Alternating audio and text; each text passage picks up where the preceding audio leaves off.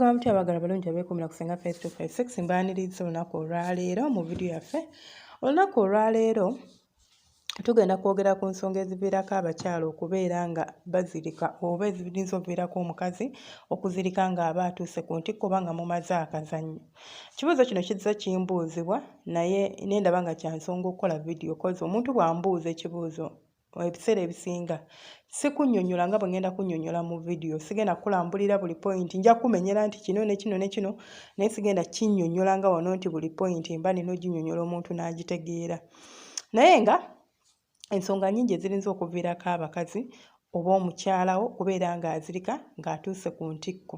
Olwo nga sinaba kunnyonnyola bulungi kino tekyetaagisa musawo unless singa embeera eno ejja n'ebeera nga mu bulamu bwe nti abadde azirikazirika but okiba ng'azirika buzirisi nga ensonga zino zibaddewo tekikweraliikiriza. Nkimanyi nti kitiisa era kyeraliikiriza singa kiba kituusewo but embeera eyo tugenda kutunulira ky'oba olina okukola okugyewala oba ky'oba olina okukola ng'embeera eno etuuseewo.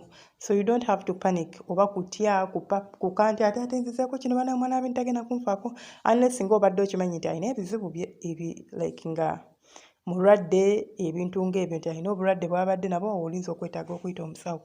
Abakyala abamu balina embeera gye bayita vasovagus omuzungu oba munnasayansi embeera eno bagiyita vasovagus syncope. Ekigambo kino eno kya lunnasayansi naye ebeera mbeera nti esobola okubeera ng'omuntu oyo agiyina nga ye buli bwe yeezina oluusi blood pressure ye oba pressure ye suddenly edroppinga ekirinza omuleetera okubeera nga omusayi tegutambula bulungi oba oxygen tatambula bulungi kutuuka ku bwongo ne kibeera nga kimuviirako okubeera ng'azirika.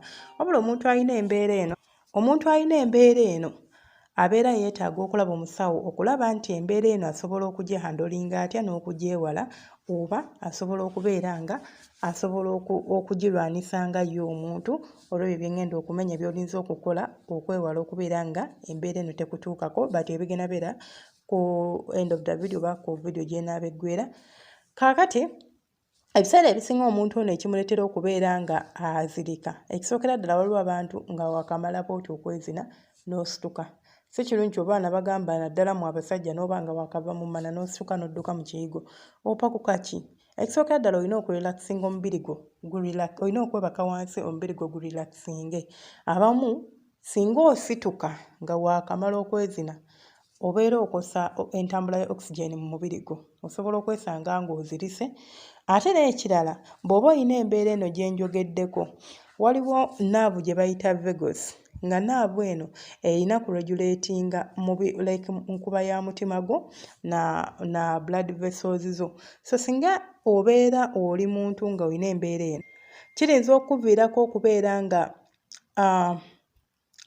eno vagus nerve gye nva okwogerako esobola okuluzinga regulation yaayo engeri gye regulatingamu omubiri gwo n'obeera ng'osobola okubeera ng'ozirika naye nga ate ekigiviirako ekyo kubeera nga waliwo kye tuyita overstimulation. Kaŋŋambe nti ekintu kisusse katugambe kanjogere kale muntu nga ensonga engeri gye nsobola okijjayo mu bwangu oba obulungi okugaa nti ng'omuntu abadde ali kuzannyisa omusino gwo n'akisussa. So kati kansuubire nti okitegeera bwe njogera overstimulation. So kiyinza okubeera nga kirizawutinga mu blood vessels okubeera nga zigaziwa then blood pressure yo ne droppinga omuntu oyo n'abeera ng'asobola okuzirika mu mbeera eyo. Ensonga y'okubiri eviirako omukyala okubeera nga asobola okuzirika nga bali oba nga mumaze okwezina nga mutuuse ku ntikko oba ng'omukyala oyo atuuse ku ntikko waliwo embeera gye bayita hyperventilation. Eno nno yo ng'etuukawo ng'omukyala amala nti kibeera nga we banaakuzina n'osukka nnyo kubanga era kumala it's all about that. Balina okukisusa then n'olyoka obeera ng'osobola okubeera nga otuuka ku ntikko. Kati kyo kitwale ng'omuntu akola exercise ono wa bulijjo then n'azirika ng'akisussizza. Ne bagamba akoze exercise n'ayitawo oba yeepushinze nnyo nti abadde ku treadmill oba abadde ku kyuma ekidduka kale oba abadde adduka tugambe nti adduka n'ebigere n'adduka nnyo then n'azirika. Ekintu ekyo kituukawo olw'embeera nti ekintu ky'oba okoze kireetera okubeera nga oxygen flow ya oxygen okugenda ku bwongo esalibwako oba ebeera low. Ate buli obwongo bwe obeera nga tebukyafuna mukka gwa oxygen obeera ogenda kuzirika. So kirinza okutuukawo mu eyo embeera omuntu n'abeera ng'asobola okuzirika. Ekintu ekireetera omuntu omulala okubeera ng'azirika ng'atuuse ku ntikko, abamu bazirika olw'enjala oba olw'ennyonta. Abantu abamu kyova olaba nze mbadvisinga nti bw'oba ogenda okwezina gwe omukyala nga mugenda mu kikolwa ky'okwezina, nandibadde nkusaba at least n'ofunayo eccupa y'amazzi n'ogiteeka like ku kameeza oba kumpi n'ekitanda kyammwe. N'ekirala nga temunnaba kwezina, always funayo glaasi y'amazzi agabuguma oganywe. Eno glaasi y'amazzi agabuguma nno nnungi, titeyamba ku kubeera nga like tobeera muyonta, kubeera ng'osobola okuviirako okubeera ng'ozirika ng'otuuse ku ntikko, but nnungi erina engeri gy'ekuyambako mu kiseera kiri eri eky'okubeera nga mwezina n'omwagalwawo. Ensonga endala gye tulinza okutunuulira ye ya stress ne anxiety. Anxiety kintu kibi nnyo. Anxiety kwe kubeera ng'omuntu afuna okutya okuyitiridde okwo okungi oba okweraliikirira, so okutya wabula okweraliikirira ekintu. Nga bwe nagamba nti maama wajja naye nga maama woyo omutya n'otandika okweraliikirira n'otandika okutuuyanirira, kye tuyita anxiety. So abantu balina anxiety ez'enjawulo. Waliwo abantu abalina anxiety mu bintu by'okwezina. Ekyo tujja kitunuulira oba tujja kikavaringa olulala ekireetera omuntu okubeera ng'ali anxious mu nsonga z'okwezina. Olwo abantu kati bannange agenda kujja kati bagenda kukola ntya, oba nnaawoma, oba ndi mukalu, oba leero emma nenaatoba, n'abeera n'ebintu nga bingi mu mutwe. Kati laba bw'atuuka ku ntikko oba oluusi aba takisuubira, anxiety eyo n'ekickinga in, omuntu oyo asobola okubeera ng'azirika okusinziira ku mbeera gy'aba abeeramu. Ate ne stress, ekyo tukimanyi nti tetwetaaga yadde omuntu tali mu kwezina. Omuntu oba ne stress ayitiridde asobola okuzirika mangu. Like it could be a reason nti omuntu ono yadde mu kikolwa ng'olwedde ali stressed, oba okitegeera, n'agenda mu kikolwa ky'okwezina, then bwe yatuuse oluusi nga tatuuse na ku ntiko naye ng'amaliriza akazanyo n'azirika naye nga stress yekireese. So ebintu bye naakamanyako tebireetera muntu kudduka mu ddwaliro nti ate ekyo kiri okay. Osobola okukikwasaganya, tugenda kutunula okikwasaganya otya. Then ekintu ekyakyo olinza okutunuulira ky'ekyokubeera ng'omuntu alinamu obulwadde bw'omutima. Ekyo nno wandyetaaze n'olaba omusawo tekiriiko nti ki. Omuntu singa abeeramu n'obulwadde bw'omutima abeera ku risk oba abeera abeera possible agent, abeera ku risk nnene ey'okubeera ng'asobola okuzirika ng'atuuse ku ntikko, kubanga omutima oba ogenda gukubisa nnyo. Omuntu bw'aba amala by the way, enzisa yeekyuka. Omukyala bw'aba amala oba waba atuuka ku ntikko, enzisa ekyuka n'atandika okubeera nga assiza kumukumu ate ku sipiidi ey'enjawulo, ekirinza okumuviirako okubeera nga asobola okubeera nga azirika bw'aba alinamu obulwadde bw'omutima. Mpozzi n'ensonga endala gye tusobola okutunuulira ey'okubeera nti waliwo abantu nga bakikola deliberately n'abeera nga ye asobola okusalako oxygen agenda ku bwongo bwe n'abeera ng'azirika mu mbeera eyo naye nga yakyereetedde okubeera ng'azirika. Abamu bakikola nga ninza okukitaaminga oba ninza okkiyita involuntary, like akikola nga tamanyi naye ate ng'akikola nga yakyekoze. Like tamanyi nti yakyekola naye ng'ate yakyekola.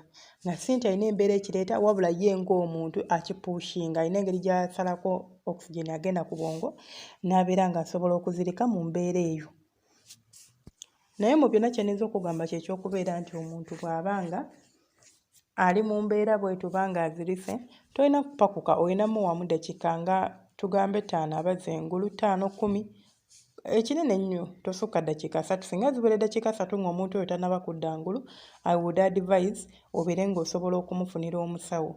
Weewaawo waliwo abantu ng'asobola okuzirika, kozi nina story y'omwana muwala gye nawulirako yangamba ye asobola passinga out n'amala essaawa nga 2-3 nga tannadda ngulu. But I think oyo aba yeetaaga olaba omusawo kuba kino kiba kisusse. Toyinza beera na muntu for 3 hours ng'omukuumye embwadde engulu bwafa. So singa omuntu omwe eddakiika ekinene ennyo galina kuba 3, tolina gasukka, laba omusawo. Bw'aba nga talinaamu kirwadde kyonna ky'obadde omanyi, naye singa abaddemu n'ekirwadde ky'omutima, you don't even need to wait mbu olindeko eddakiika ziwere. Funa omusawo, mukubire essimu. In most cases bw'omunnyonnyola yajja kuba akubuulira ekyokkola, oba si kyajja kuba akugamba yeetaaga medical attention, oba ajja kubagamba kanzije ndaba omulwadde mu mbeera ng'eyo. so tolonzalonza anti tekikuleetera kutya nnyo kubanga omuntu omuzinye oluusi ebiseera ebisinga nti gwe guba gusoose omuntu kimutiisa n'abeera ng'atya n'okuddamu okubeera nga yeegatta naawe ate waba mukyala ng'akitegedde nti kyekizibu kye naye bambi kimuleetera okubeera nga atya okubeera nga yeegatta n'abasajja ate buli bw'atyo kitegeeza agenda funa ankizayate eyo naye ejja omuviirako era okuzirikirira ddala ndowooza owulira kyeyini bw'eba egenda okulanda naye ng'ate weewaawo oluusi aba asobola okuyiga engeri y'oba okukyewala oba okuyiga engeri y'okukihandolingamu bw'oba oyagala okumanya engeri gy'osobola okyewala singa obeera nga gwe oli muwala nga y'embeerayo oba nga oli ng'oli mulenzi ng'olina girlfriend bw'atyo osobola kyewala otya okubeera nga mwezina ne munyumirwa n'abeera nga tazirika nga tonabagenda mu kikolwa kya kwezina na muwala oyo oba omwana nga tonabagenda mu kikolwa kya kwezina in fact kintu kiri general nga tonabagenda mu kikolwa kya kwezina olina okumakinga sure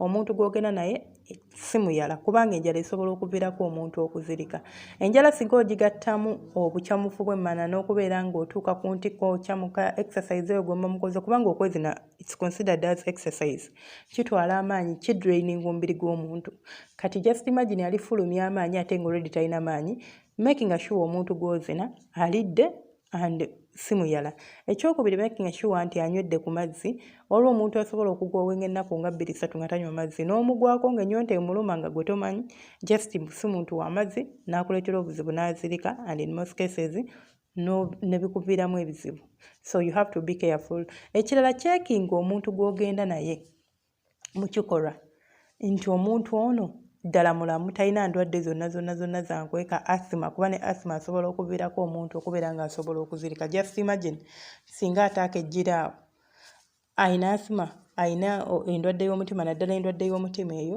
n'omanya sigambe nti abalwadde b'omutima beezina n'okuzaala bazaala but omanya embeera y'omuntu wo n'omanya by'otalina mukozesa nti tetugenda kakalukana sigenda mugamba atekola kabuzi atewanika amagulu gently ebintu bye biba byakukwata mpola okusinziira ku mutima gwe obulwadde obuguluma kisinziira waliwo abalina obulwadde bw'omutima naye nga tebuli severe waliwo abalina obulwadde bw'omutima naye nga bakwegendereza nnyo so ebyo byonna oba olina okubitunuulira ekirala nabagambe oba mugenda okwezina beera ng'osobola okutereka eccupa y'amazzi kumpi n'obuliri bwo nti in case omuntu waba ageetaaga osobola okuba ng'ogamuwa n'ekyakyeneza okugamba omuntu bw'aba amaze okuzirika nga mumaze okwezina osobola ofuna amazzi n'omuyiwa mu maaso oba n'omumaamirako ndoza kyeninza okuyita like n'omusammuliza amazzi alinza okudda engulu oba osobola okukwata ekiwero ekinnyoguga n'okimuyisaako kisobola okubeera nga kimuzza engulu abamu no tebazirikira bbanga ddene omu asobola okuzirikira eddakiika emu n'adda engulu abala dakiika 2 abamu just a few seconds n'atabuza na dakiika oyo tekikwetagisa na kupapala oba kola kikubanga omanya nti just a passing out it's just a blink like katini nnyo n'abeera ng'amala oba n'abeera ng'asobola ate okubeera nga adda engulu so ekirala singa embeera eyo ebeera esusse nabagambe oba weetaaga okuyita omusawo teweetaaga kulonzalonza tosuula nnanga naye singa ebeera kiri nnomo yadde sekisangibwa era abakazi batini abalina embeera eno nga bastrugglinga nayo munzikirize enkome wano eno temwerabira subscribing liking no commenting gwa sharing okola kyatenda omukama akunkumira ate abanjagayidire